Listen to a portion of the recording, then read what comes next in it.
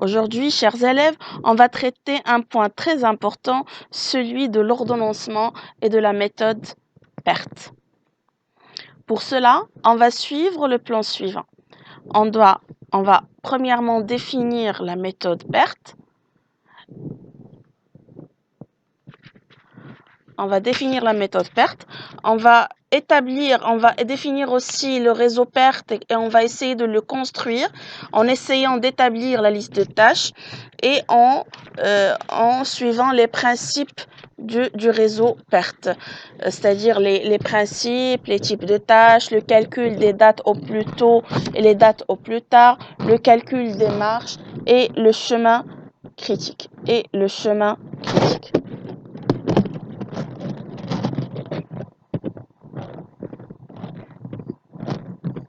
Pour terminer la fin avec un exercice d'application.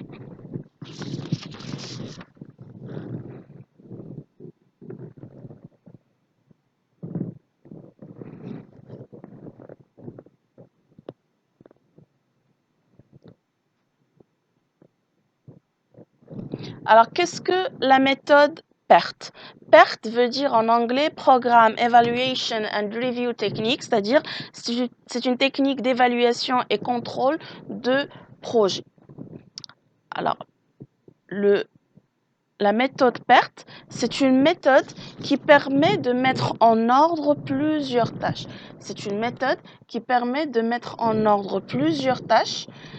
Qui, grâce à leur dépendance et à leur chronologie, concourent toutes à la réalisation d'un projet donné. Alors, le projet, c'est toute activité qui a un début et qui a une fin. Alors, bien sûr, la méthode PERT, elle a pour objectif de visualiser sous forme d'un réseau. Quand on dit réseau, c'est-à-dire un schéma, l'ensemble des tâches d'un projet. Ça nous permet aussi de trouver les meilleurs délais d'exécution pour que le projet soit terminé à la date prévue.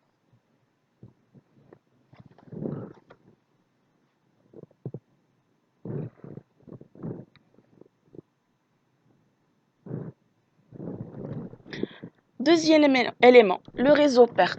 Alors, le réseau PERT, comment on va faire pour construire ce réseau PERT? Premier élément, travail à faire, c'est l'établissement de la liste des tâches. Alors, par rapport à chaque activité, par rapport à chaque projet, on doit établir l'ensemble des tâches qui constituent ce projet ou qui constituent cette activité. Alors, cette étape, elle consiste à évaluer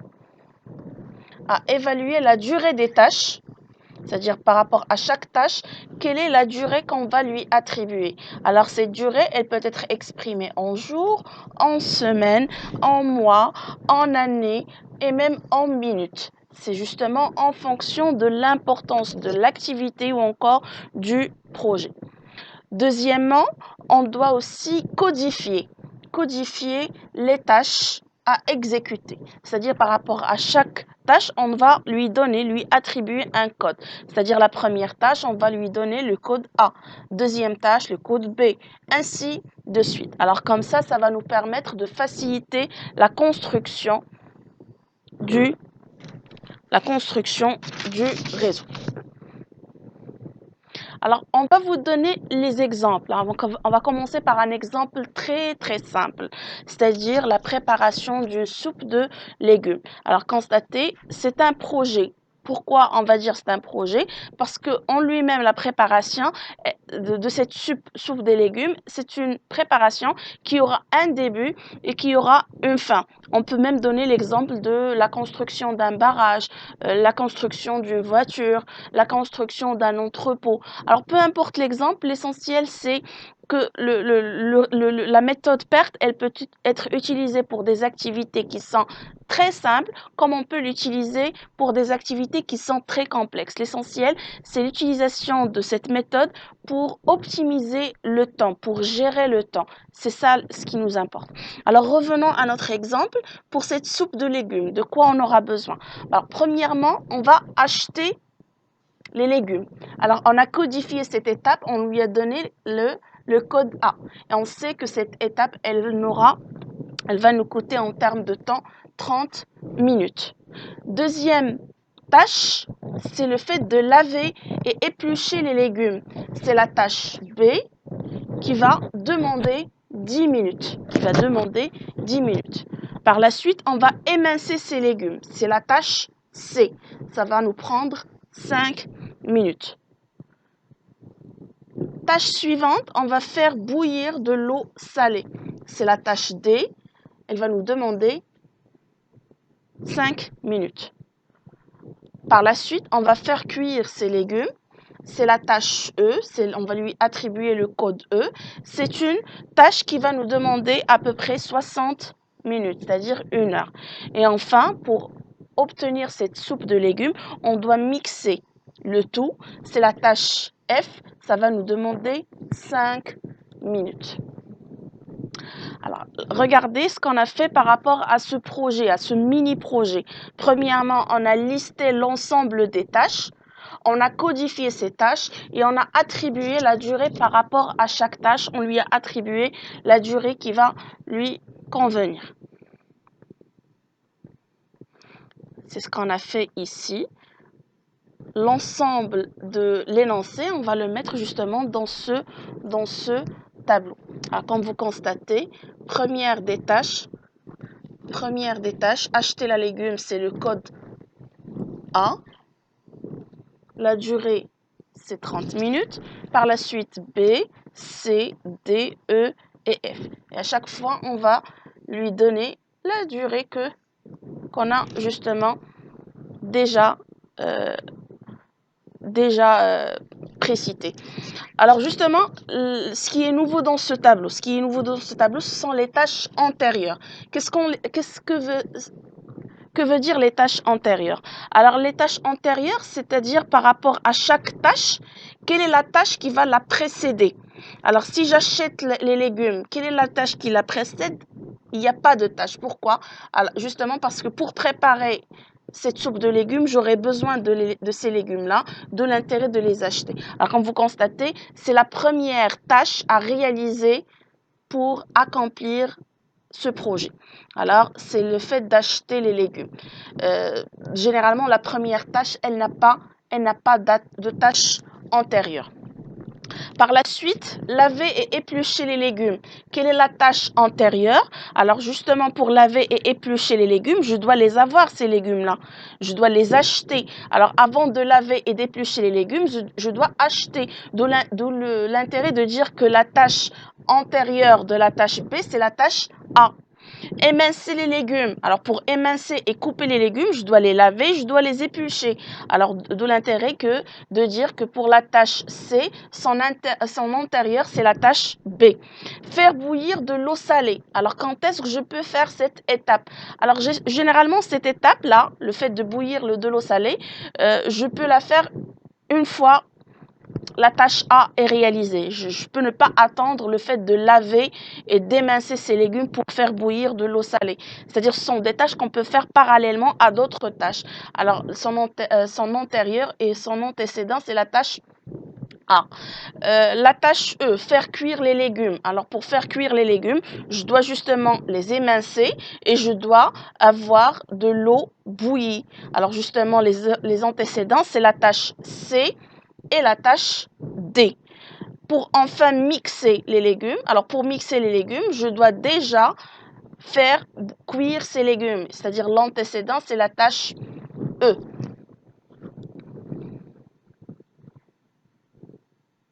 Alors justement, on va passer à l'étape suivante. On va construire le réseau, ce réseau perte. Alors, comment construire le réseau perte? Le réseau perte est constitué par des tâches et des étapes. Alors les tâches, déjà, ils sont transcrits dans le tableau précédent. Une tâche, elle est symbolisée par une flèche qui indique le code de la tâche et sa durée. Alors, une tâche, elle est symbolisée par une flèche qui va indiquer le code et la durée. C'est-à-dire, si je fais une flèche pareille A, c'est le code de la tâche. C'est le code de la tâche. Par exemple, 10, c'est la durée de réalisation de cette tâche. Une étape, elle est symbolisée par quoi? Elle est symbolisée par un cercle. L'étape, elle est symbolisée par un cercle qui indique le début et la fin d'une tâche. Qui indique le début et la fin d'une tâche. Alors, exemple de tâches. Alors, comme vous constatez, ici, on a plusieurs types de tâches. On a les tâches successives, on a les tâches convergentes et on a aussi les tâches simultanées. Alors, les tâches successives, ce sont des tâches qui se déroulent les unes après les autres. Ils sont séparés par une étape. Alors, on vous donne l'exemple. Ici, là, c'est une étape. Alors, étape 1, tâche A. On va dire que la durée, par exemple, c'est de 10 minutes. Étape 2, B. Et la durée, par exemple, c'est 7 minutes, par exemple. Alors ici, on a l'exemple d'une tâche successive. Ici, on a l'exemple d'une tâche successive. Alors, comme vous constatez, ils se déroulent, c'est-à-dire les tâches, ils vont se dérouler les unes après les autres. Et ils sont séparés par une étape. L'étape, c'est quoi? C'est ce cercle. Il est codifié par le cercle. Les étapes convergentes. Les étapes convergentes, ce sont des étapes, les étapes convergentes ou les tâches convergentes, ce sont des tâches qui aboutissent à une même étape. Ils vont aboutir à une même étape. Alors, si on prend cet exemple, il s'agit de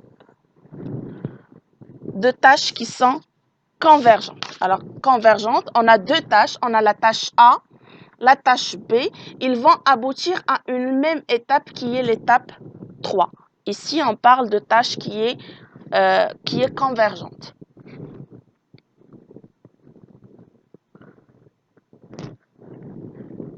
Les tâches simultanées. Les tâches simultanées. Ce sont des tâches qui commencent en même temps. Ils commencent en même temps et ils partent de la même étape. Alors, ce sont deux tâches. Alors là, c'est un exemple de tâche simultanée. Alors, constatez avec moi, ils vont partir de l'étape 1. Alors, de l'étape 1, on aura deux flèches qui vont sortir de cette étape. Il y a la flèche qui correspond à la tâche 1 et la flèche qui correspond à la tâche B. Alors, lorsqu'on va parler de tâches simultanées, d'une seule étape, deux tâches vont partir en même temps. Alors ici, on va créer ce qu'on appelle une contrainte de liaison. Alors ici, on va créer ce qu'on appelle une contrainte de liaison. Alors pourquoi cette liaison-là? Justement pour matérialiser la simultanéité de ces tâches et elle est faite par ces pointillés. C'est ce qu'on appelle une tâche qui est fictive.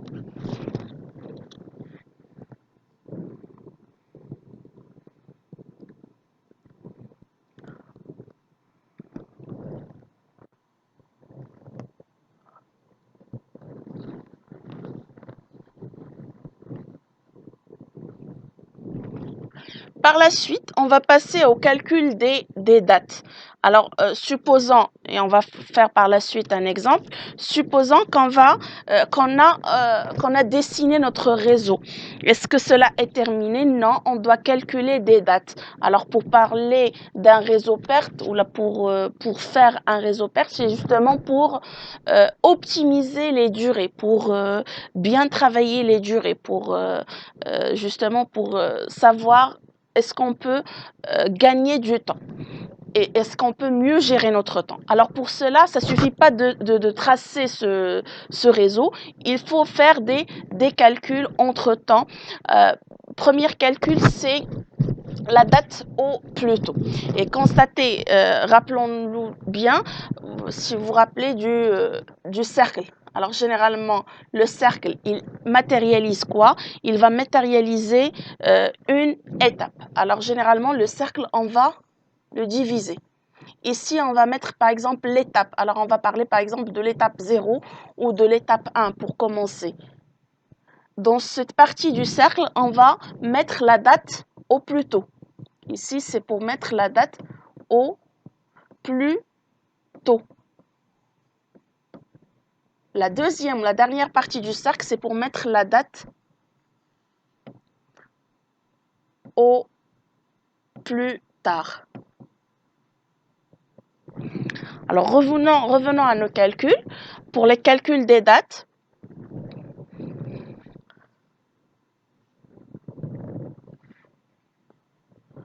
première date à calculer, c'est la date au plus tôt, c'est-à-dire la date qu'on va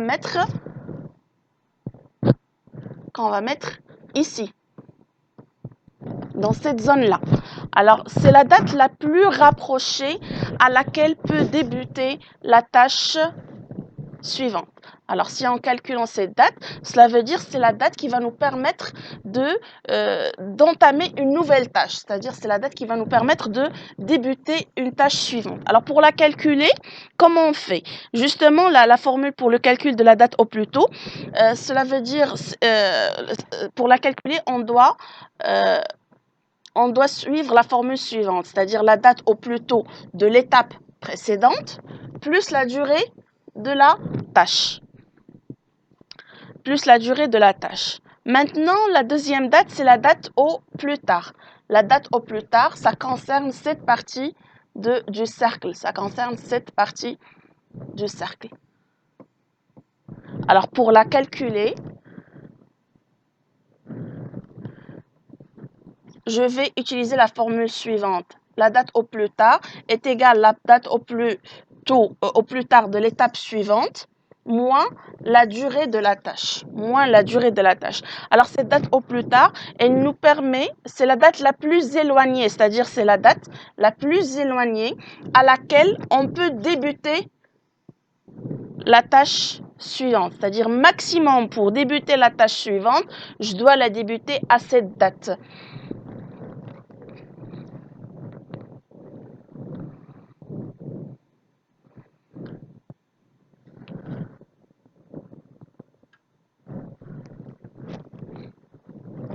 Par la suite, on va passer à un autre type de calcul, c'est-à-dire les marges. Alors, on va commencer par la marge libre. On a deux types de marge. On a ce qu'on appelle la marge libre et on a la marge totale. Alors, pourquoi ces deux marges? C'est pour nous permettre de savoir le point suivant, c'est-à-dire le chemin critique. Alors, la marge libre, cela veut dire, cette marge libre, elle va nous déterminer le retard permis, c'est-à-dire quel est le retard qu'on peut avoir sans pour autant retarder les tâches suivantes. Alors, rappelez-vous bien, les imprévus, on doit les prendre en considération. Et par la suite, par le calcul de cette marge libre, ça va nous permettre de déterminer le laps de temps ou le retard qu'on peut réaliser sans retarder les tâches suivantes. Alors, pour calculer la marge libre est égale à la date au plus tôt, fin, c'est-à-dire de l'étape de la fin de l'étape, moins la date au plus tôt de début de l'étape, moins la durée de la tâche. La marge totale maintenant. La marge totale, c'est une marge qui va nous permettre de déterminer le retard que chaque tâche peut avoir sans pour autant retarder la réalisation du projet, sans pour autant retarder la date de fin de projet. C'est-à-dire, lorsqu'on va parler de marge totale, c'est-à-dire c'est la marge dans laquelle on peut travailler sans pour autant compromettre la réalisation du projet selon les termes convenus. Alors, pour calculer cette marge totale, elle est égale à la date au plus tôt de la fin de l'étape, moins la date au plus tard de la fin de l'étape, moins la date au plus tôt de début de l'étape, moins la durée de la durée de la tâche. Le chemin critique. Alors, le chemin critique, c'est la durée maximale nécessaire pour effectuer l'ensemble du projet. Alors, lorsqu'on va parler du chemin critique, cela veut dire c'est l'ensemble des étapes selon lesquelles tout retard, bien sûr, va compromettre l'achèvement du projet. C'est-à-dire en relevant ce chemin critique, tout retard dans ces tâches-là, il va retarder l'achèvement du projet. Alors pour parler du chemin critique, alors ça suffit de repérer les étapes ayant une marge totale qui est égale à 0.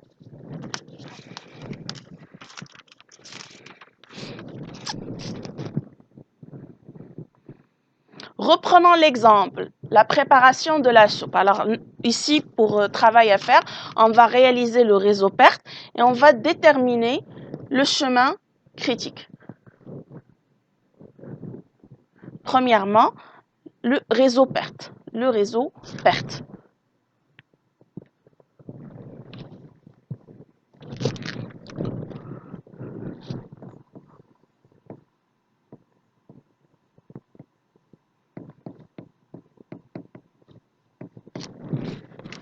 Alors, le réseau perte par rapport à l'exemple de la soupe. Alors, l'exemple 1. Alors, rappelez-vous bien, les cercles, ils vont matérialiser quoi? Ils vont matérialiser les étapes. Alors, les étapes, on peut les initialiser soit avec le chiffre 0, soit avec le chiffre 1.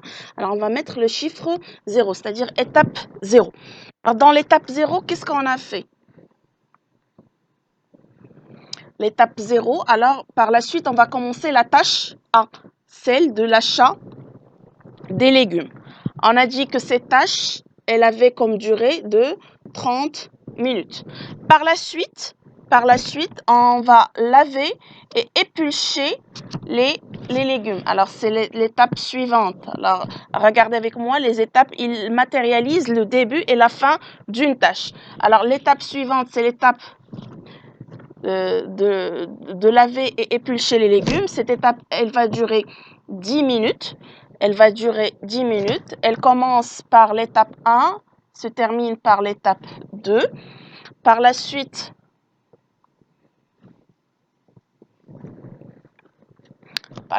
on va justement passer à la troisième tâche, c'est la tâche C, celle d'émincer bien sûr ces légumes.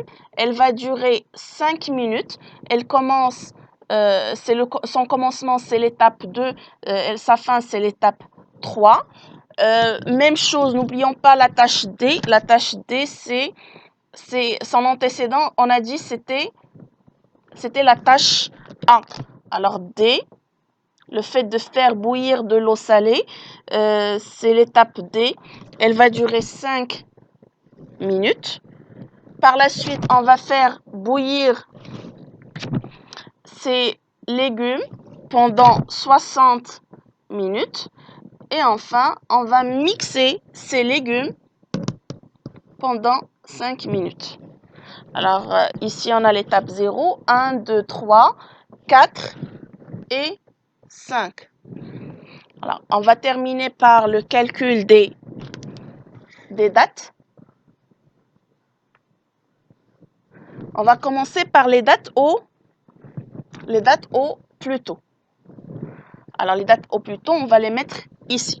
Alors, pour calculer les dates au plus tôt, qu'est-ce qu'on a dit? C'était justement la date au plus tôt de la tâche précédente plus la durée de la tâche. Alors, ici, on va initialiser avec 0. Pour B, pour calculer justement B. B est égal à combien? L'étape 1, L'étape 1, on a dit l'étape précédente plus 30. Alors, ce serait 0 plus 30 est égal à 30. Ici, l'étape 2, et ce serait égal à 30 plus 10. Cela veut dire 40. Ici, par rapport à l'étape 3, qu'est-ce qu'on constate? On constate qu'on a deux flèches qui aboutissent à cette étape. On a la tâche C et la tâche D. Alors, qu'est-ce qu'on va faire? On va prendre la plus élevée. Ici, on doit prendre la plus élevée. Cela veut dire 40 plus 5, ça nous donne 45. 30 plus 5, ça nous donne 35. Alors, automatiquement, on va prendre 45. L'étape 4. L'étape 4, elle est égale à l'étape précédente plus 60, c'est-à-dire 105. Et la dernière étape, c'est 105 plus 5, ça nous donne 110. Alors ici, qu'est-ce qu'on a fait? On a calculé les dates au plus tôt.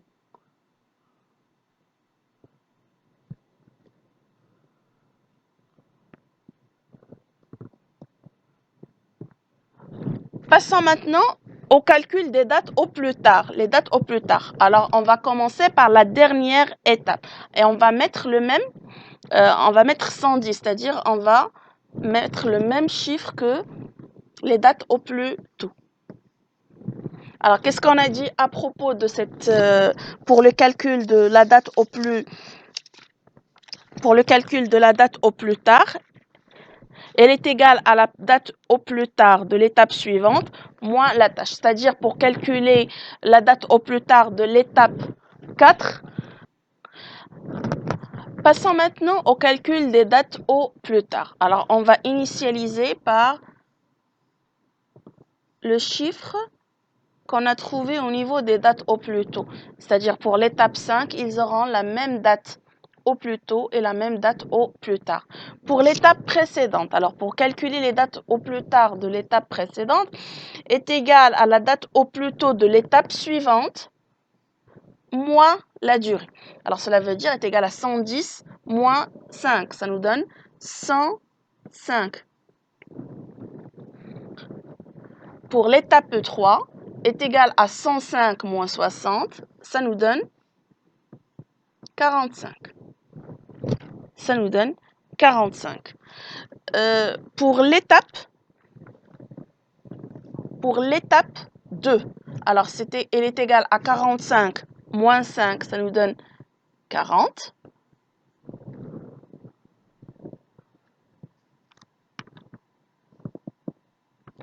Et pour l'étape 1, alors comme vous constatez, on a deux flèches qui sortent de l'étape 1. Cela veut dire qu'on va, pour calculer la date au plus tard, on va choisir la moins élevée. La moins élevée par rapport aux deux dates précédentes. Alors comme vous constatez, ici on a 45 moins 5, ça nous donne 40. Par rapport à l'étape 2, c'est 40 moins 10, ça nous donne 30. 40 moins 10, ça nous donne 30. Alors, pour l'étape 0, alors qu'est-ce qu'on a? On a l'étape suivante est égale à 30, moins 30, on doit trouver 0. Alors, en trouvant le chiffre 0, cela veut dire que notre travail, il a été bien fait. Par rapport au chemin critique, alors du fait que ici, les calculs, ils sont très faciles, le chemin critique, généralement, il est assez clair ici. Le chemin critique de notre exemple de la préparation de la soupe, c'est celui-là.